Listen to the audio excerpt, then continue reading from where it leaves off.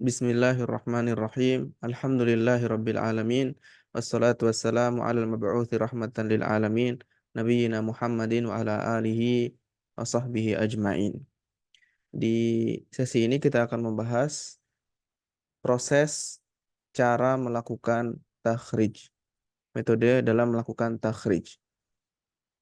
Untuk melihat pembahasan ini lebih luas, bisa merujuk ke kitab Takhrijul Furu' alal Usul karya Asy-Syaukhan. Hukum syar'i, jadi setiap hukum syar'i dalam fara' fiqhi itu biasanya dibangun di atas dua muqaddimah.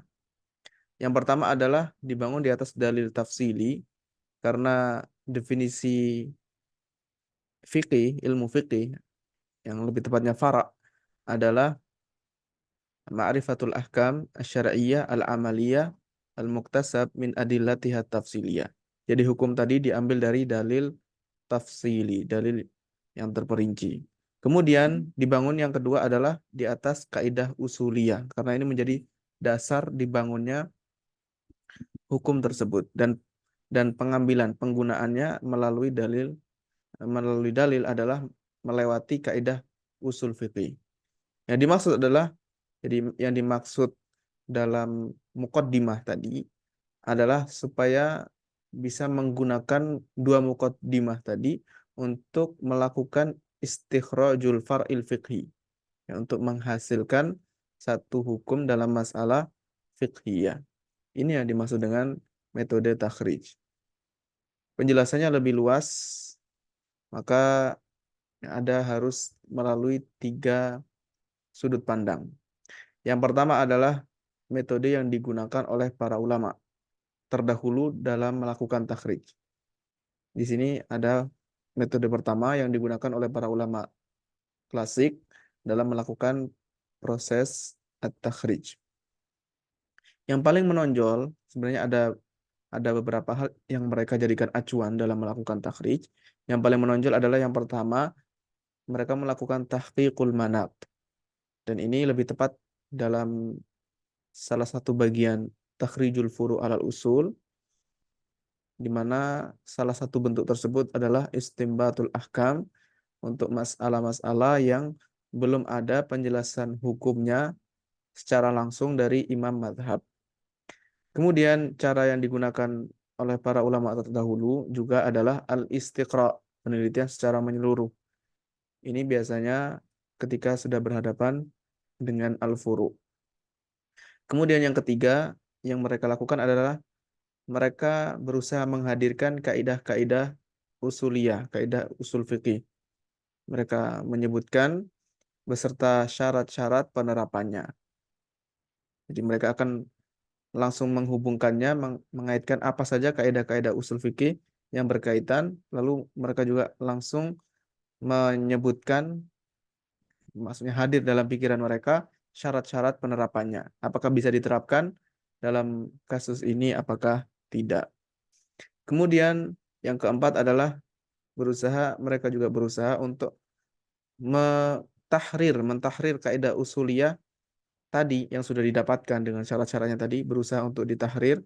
Jadi mereka maksudnya adalah dipastikan dulu hududnya, batasan-batasannya, dan syarat-syarat kaidah tersebut. Apakah dapat diberlakukan atau tidak.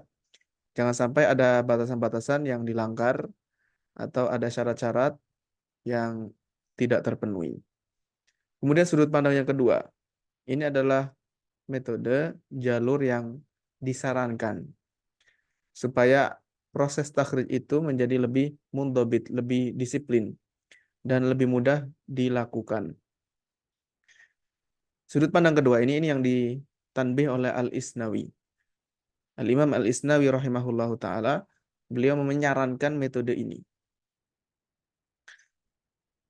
Di catatan kaki yang pertama, disebutkan di antara cara yang membantu untuk supaya kita memiliki maharatu takhrijil furu' alal usul, supaya kita memiliki keterampilan yang baik dalam melakukan takhrijul furu' alal usul, karena ilmu ini adalah praktek. Jadi cara atau metode yang sangat berpotensi membantu adalah banyak-banyak membaca kitab-kitab takhrijul furu' alal usul. Banyak-banyak membaca. Lalu kemudian sering-sering membaca juga kitab-kitab furu' yang sudah ada, tapi dicari yang ada penjelasan bagaimana cara membangun furu' dari sisi usulnya. Bagaimana para ulama tersebut membangun furu' melalui usulnya. Jika ada kitab-kitab yang seperti ini, maka perlu ditelaah sering-sering dan diperhatikan sisi cara mereka dalam membangun furu' atas usulnya. Di antara kitab-kitab yang juga menunjukkan usul dan sumber-sumber masalah furu'iyah adalah kitab-kitab yang isinya adalah membela madhab, al-intisaru lil madhahib. Misalnya dalam hal ini dalam madhab Hambali ada kitab Al-Intisar fil Masailil Kibar karya Abul Khattab Al-Kalwazani. Dan seluruh kitab-kitab fikih yang membahas khilaf muqaran bainal madhab, yang menyebutkan fikih perbandingan madhab. Fikih-fikih yang menyebutkan perbandingan madhab, misalkan Bidayatul Mujtahid, di situ juga sebenarnya dalam banyak permasalahan disebutkan adanya furu' tadi dibangun di atas usul-usul yang telah digunakan oleh para a'immatul madzhab. Jadi ini sangat membantu untuk melatih kemampuan takhrijul furu' alal usul. Al-Isnawi rahimahullah dalam kitab At-Tamhid, beliau menyarankan agar proses takhrij tersebut menjadi lebih baik. Ini beberapa isyarat dari kalam Al-Isnawi dan kalam ulama yang lain. Yang pertama adalah ini rambu-rambu atau langkah-langkah yang dapat digunakan yang disarankan supaya proses takhrij itu lebih disiplin dan lebih teratur, lebih benar dan lebih mudah dilakukan. Yang pertama adalah meneliti fara' fikhi yang akan dibahas. Lalu diperhatikan, ditelaah, diamati dengan sangat sangat baik dengan benar-benar perhatian yang besar.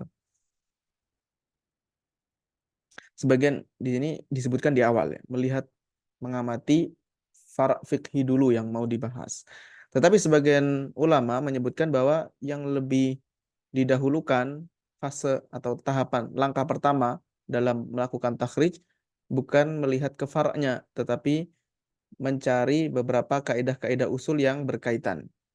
Ini yang pertama bagi sebagian ulama. Tetapi yang pendapat yang lebih kuat adalah ya, ini tidak harus dilakukan di awal. Karena menghadirkan kaidah-kaidah usul yang mau dilakukan dalam proses takhrij itu bukan inti, bukan bukan bagian utama dalam melakukan proses tersebut. Justru itu dilakukan sebagai persiapan untuk melakukan takhrij. Karena terkadang tidak digunakan atau kadang terlalu luas, sehingga itu sebagai persiapan saja. Kemudian ya tentu saja siapapun yang melakukan proses takhrij ya dia harus mengawali itu. Tapi ketika prosesnya sudah berjalan itu sudah tidak dilakukan lagi, ya sudah selesai, itu sudah seharusnya sudah tuntas. Kemudian setelah melihat ke fara' fikih, maka ditentukan apakah fara' fikih yang akan dibahas ini sudah ada penjelasannya di kitab-kitab furu' ataukah belum. Dipastikan dulu, ditentukan. Kalau ada, di mana letaknya. Terkadang ya, nas suatu hukum itu ada beberapa tingkatan. Bisa jadi nas dari imamnya langsung, imamul madhab, misalkan Imam Syafi'i, Imam Abu Hanifah, Imam Ahmad, dan Imam Malik. Bisa jadi nas dari imam, ungkapan langsung, kalamnya imam madhab. Terkadang ada yang kedua, yaitu nas atba'u madhabihi. Para ulama yang mengikuti madhab tersebut. Para ulama terkemuka. Ada ashabul wujud dan seterusnya. Ya, al-munaqih dalam madhab Syafi'i dan lain sebagainya. Mereka yang mengkhidmah dalam madhab tersebut. Setelah menentukan apakah ini ada penjelasannya dalam kitab furu' yang ada atau tidak, dan di mana tempatnya, lalu dicarilah furu' yang mirip dengan masalah yang sedang dibahas tadi. Dicari mana saja masalah-masalah yang serupa. Gunanya langkah ketiga ini supaya ketika melakukan proses takhrij bisa berjalan sesuai dengan proses yang dahulu dilakukan oleh para ulama dalam masalah-masalah yang mirip tadi. Jadi supaya bisa meniru prosesnya, jalurnya sama. Dalam catatan kaki disebutkan yang nampak dari tindakan Al-Isnawi di tahap ini, beliau menggunakan tahap ini yaitu mencari furuk yang mirip adalah sebagai istiqnas saja, sebagai pendukung, bukan sebagai komponen utama. Ya, bukan dijadikan sebagai acuan utama dalam proses takhrij. Ini hanya untuk mendukung supaya menguatkan proses takhrij lagi untuk memastikan bahwa itu benar. Tapi bukan sebagai acuan utamanya. Kemudian diletakkan di sini sebagai khutwah ro'isiyah. Ya, khutwah ro'isah. Di dalam kitab ini diletakkan sebagai langkah utama. Adapun Al-Isnawi, karena kita sebenarnya ini menukil isyarat dari Al-Imam Al-Isnawi. Walaupun Al-Isnawi sendiri sebenarnya tidak menjadikan ini langkah utama, tapi ini dijadikan dalam kitab ini sebagai langkah utama. Karena muqarrar ini, yaitu modul yang kita bahas, yang diterbitkan Isra Mutun ini, fungsinya adalah tadribut talib, sebagai bentuk latihan, proses untuk melatih para penuntut ilmu. Maka lebih diutamakan ini, supaya prosesnya benar, untuk menjamin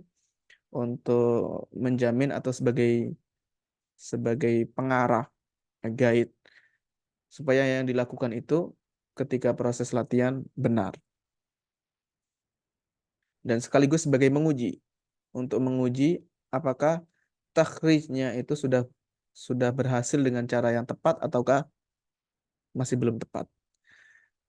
Abu Ya'la mengatakan ini dikuatkan dengan ungkapan, jadi pemilihan ini sebagai langkah yang utama didukung dengan adanya ucapan Abu Ya'la, ya, Al-Qadhi Abu Ya'la dalam mazhab Hambali, innama yumkinu raddul furu'i ilal usul idza arafa ma'aniha wa nadha'iraha hatta yaqisa 'alayha. Jadi orang yang bisa melakukan takhrij atau menyandarkan furu, mengaitkannya kepada usul, itu harus mengetahui makna-maknanya dan mengetahui syahidnya di sini wa nadha'irah, harus mengetahui masalah-masalah furu yang serupa. Supaya apa? Fungsinya supaya dia bisa mengkiaskan, supaya dia bisa meniru proses tadi. Supaya dia bisa meniru bagaimana proses dibangunnya furu di atas usul yang berkaitan. Ini dinukil dari kitab Al-Uddah karya Al-Qadhi Abu Ya'la dalam mazhab Hambali. Lalu langkah selanjutnya adalah mencari dalil fara' fiqhiyah tadi, fara' fiqhi tadi, masalah fiqhiyah tadi. Jadi mencari dalil yang diakui oleh imam mazhab tadi secara jenis dalilnya. Jadi dicari, memang kalau dalil tafsir ya kalau sudah ada dalilnya ya jarang ya, kalaupun ada jarang, sulit. Kita kan karena kita sedang membahas bagaimana cara menghasilkan fara' dari asalnya. Maka kita mencari dalil yang digunakan oleh imam mazhab tersebut. Maka ini kembali ke ilmu usul fikih. Dan mana dalil yang dipakai. Ya, dalil yang digunakan dan yang diakui. Dalam catatan kaki disebutkan, di antara cara untuk mengetahui penentuan ini dalil dan apakah itu yang digunakan atau tidak, salah satu caranya adalah mencari masalah-masalah yang serupa.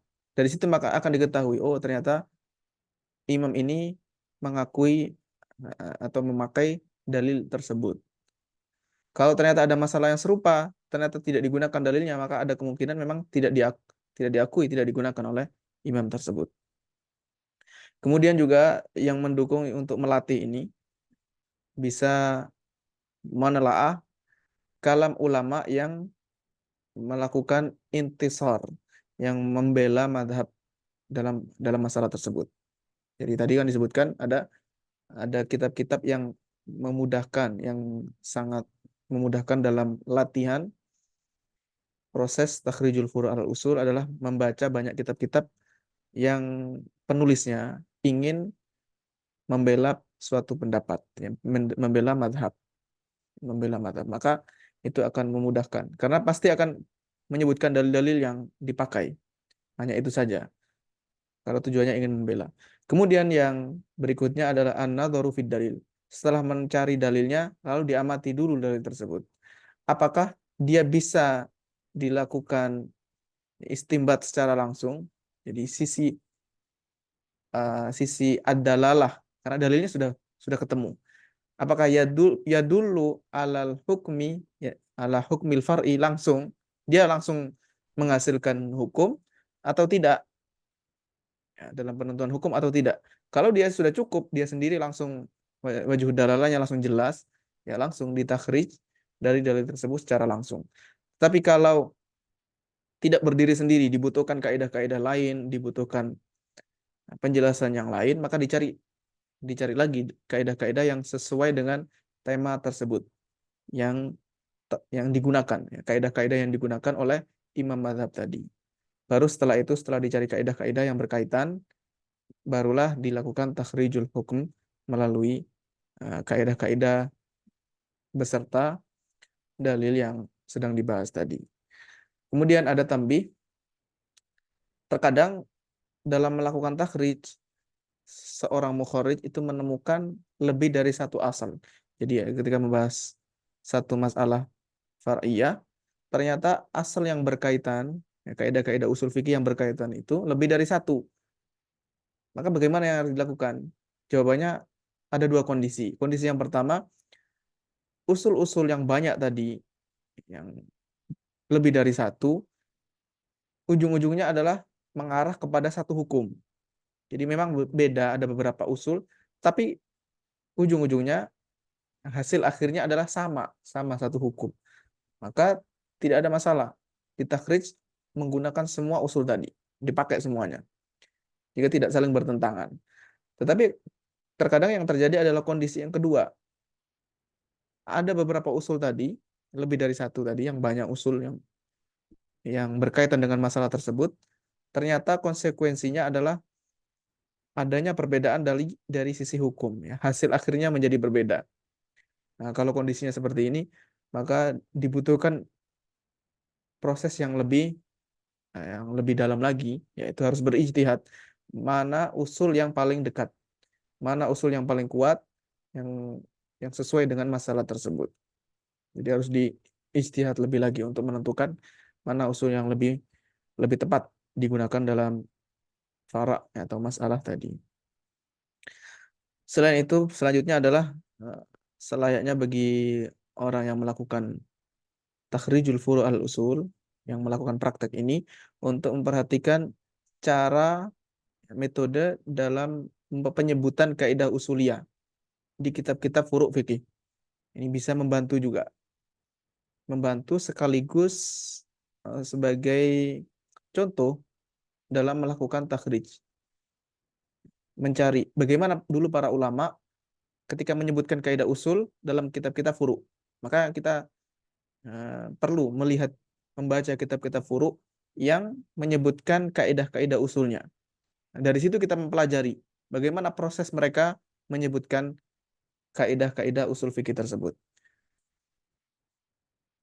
Yang pertama adalah terkadang caranya adalah disebutkan langsung sorih, penulis kitab tersebut, langsung ulama tadi menyebutkan secara sorih, secara tegas lafaz kaidah usulnya langsung bersamaan dengan fara'nya, dengan masalah yang sudah dibahas.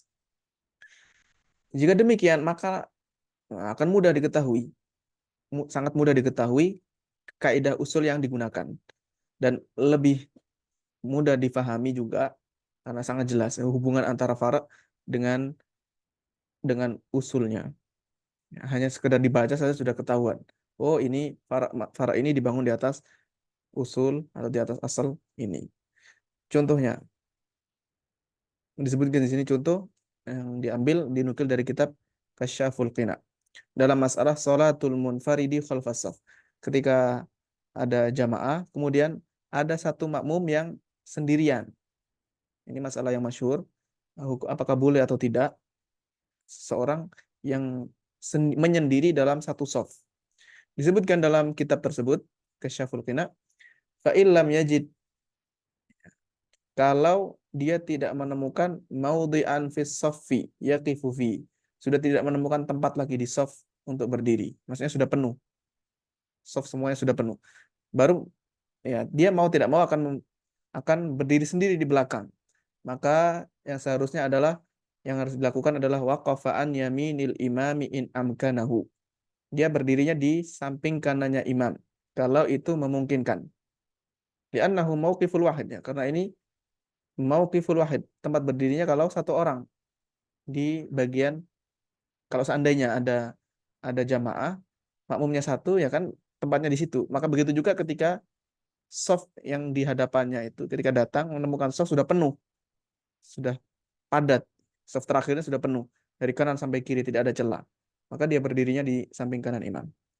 Tapi ini belum, ya, belum sampai ke akhir, yang belum menjadi syahid.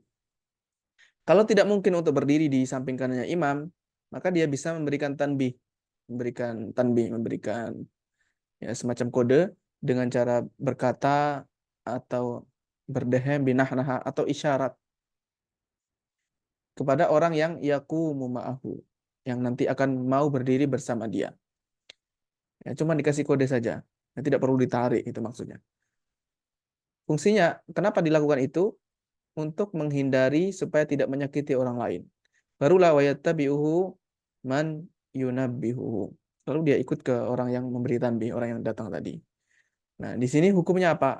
Apa hukum tanbih tadi ini? Dan hukum yattabi'u man yunabbihuhu tadi. Hukumnya adalah disebutkan di sini wa dhahiruhu wujuban. Yang nampak bahwa itu hukumnya wajib, bukan bukan hanya mustahab. Alasannya apa? Nah, di sini disebutkan alasannya langsung teks kaidah usul fikihnya.